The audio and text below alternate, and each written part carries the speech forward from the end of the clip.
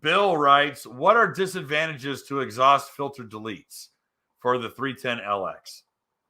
All right, so the only downside that you can potentially have is if you do not blow out the moisture after you pull the machine out and flush it or whatever.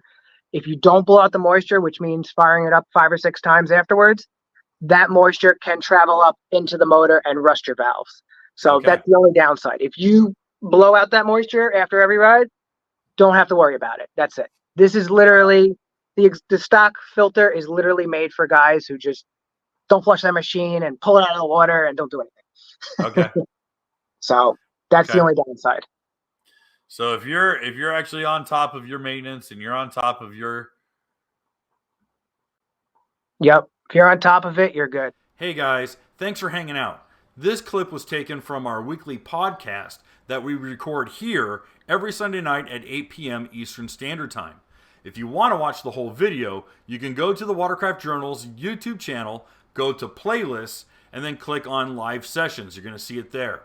Otherwise, go ahead and leave a like, a comment, and definitely subscribe to the channel. It helps us grow. And again, thanks again for watching our videos, and we hope to see you soon.